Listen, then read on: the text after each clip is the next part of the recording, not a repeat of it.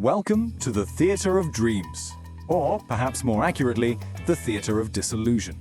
When it comes to Manchester United, the manager's chair has always been one of the hottest seats in European football. Ruben Amorim arrived at Old Trafford under a cloud of immense expectation, heralded as the man who might restore lost pride and identity. Yet, the longer this story has unfolded, the clearer it has become. This is not a tale of revival, but of failed experimentation. What Amorim has brought to Manchester United is chaos, and the question is no longer if he will leave, but when.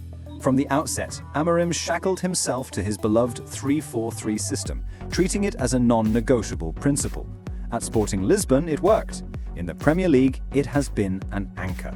His rigidity has turned into a burden, opponents have learned to expose it with ease, while his own players have struggled inside a tactical framework that simply doesn't fit.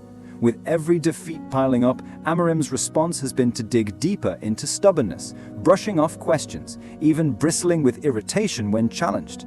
Instead of showing resilience, he has exposed a damaging inflexibility. And beyond that system, what is the philosophy? Amorim speaks of principles, but under his watch, United's football has been shapeless, anemic, stripped of any identity.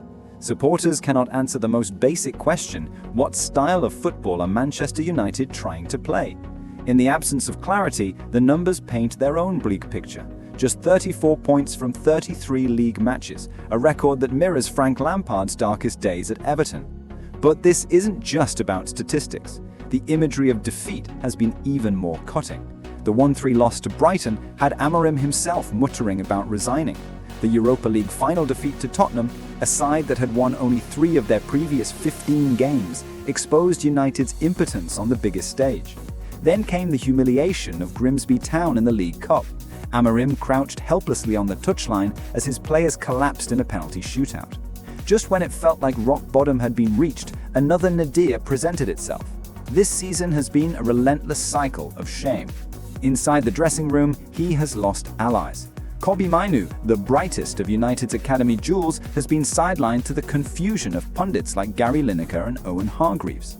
Marcus Rashford, one of the club's proudest homegrown talents, departed and now flourishes at Barcelona.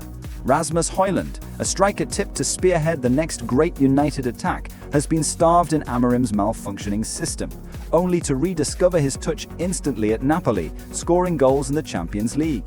Each of these cases illustrates not just wasted potential, but Amorim's failure to nurture talent. Compounding the misery, his words have too often inflamed wounds rather than healed them. To brand the current side the worst team in Manchester United's history may be defensible as blunt honesty, but it is also a slap in the face to players and fans alike. His baffling substitutions, constantly shuffling centre-backs, or fielding Mason Mount as a left wing-back have reduced matches to farcical experiments. Analysts from Micah Richards to Alan Shearer have voiced disbelief, accusing Amorim of turning the Premier League into an easier playground for the opposition. The economics, too, have turned against him. Every match under Amorim's command risks millions in lost prize money. When names like Oliver Glasner or Gareth Southgate are floated as possible successors, the cruel truth emerges. Almost any option looks preferable. But above all, Amorim has eroded Manchester United's soul. Under Ole Solskjaer, however flawed, there was still talk of United DNA, the emphasis on attacking football, on youth, on tradition. That thread has been severed. Under Amorim, the team plays with a sense of estrangement, stripped of the very identity that once defined it. These are not isolated failings. They interlock into a damning mosaic. The rigidity, the muddled football, the alienated stars, the damaging comments, the constant humiliations. Collectively, they tell the only story that matters. Ruben Amorim has failed at Manchester United.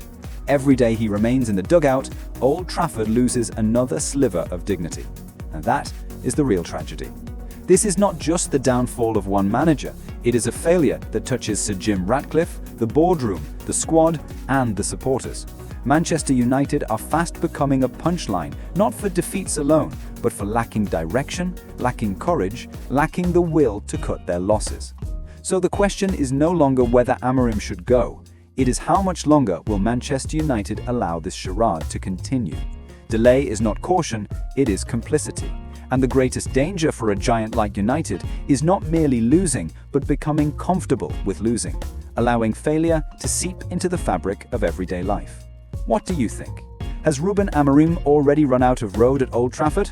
Let us know your thoughts in the comments below. And if you enjoyed this video, don't forget to hit like, subscribe, and turn on notifications so you won't miss the latest updates on Manchester United's ongoing saga.